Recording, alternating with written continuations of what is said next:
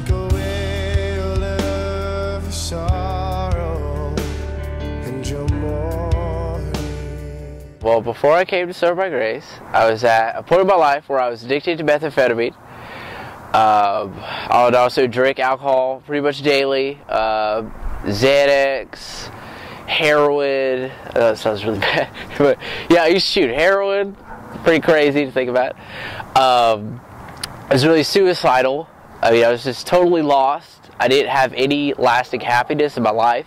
My relationships with other people were pretty much based off of codependency. They're all really, really unhealthy. Everybody I knew, all my friendships were unhealthy. All of any romantic relationships I began were really unhealthy.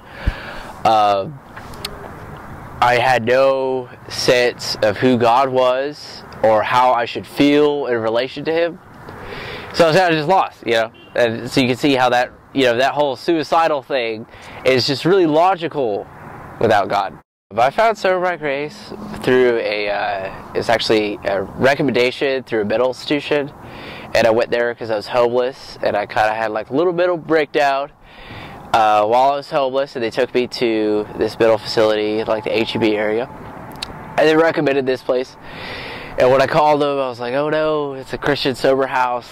You know, that was my mindset at the time. I was very against all that.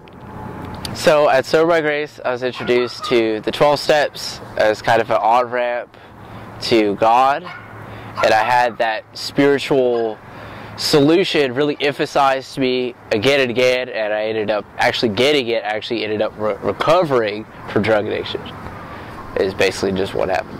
It's just someone, instead of having a solution that was based on medication or therapy, someone just said that God was the solution, that I needed to pursue Him. What does my life look like now? It looks totally different than my intentions were coming into here. You know, when I first came here, I wanted to just be free from drugs and alcohol, because it was just this big, it was the biggest issue of my life. I mean, it was, like I was saying earlier, it was leading me to suicide over being in that sort of bondage was really, I couldn't make any sort of progress in my life. So I just wanted to be free from that. That was all I really wanted, was just that, because it's the big issue that's right in front of my face.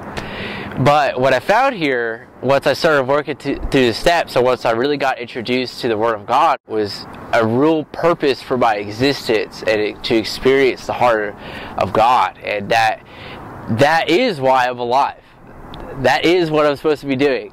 You know, and even though, I mean, external things might not have changed all the time here, having that purpose now, I mean, I am progressively happier than I've ever been in my life. I'm fulfilled. You know, knowing God has changed everything for me in every aspect of my life. And so by grace were the people that introduced me to Him, and were the people that were graceful enough to me to deal with me, even though I was very difficult when I first got here, and I didn't really want to hear anything that anybody was saying about the Lord. But they were so graceful and patient with me, and that they ended up leading me to Him.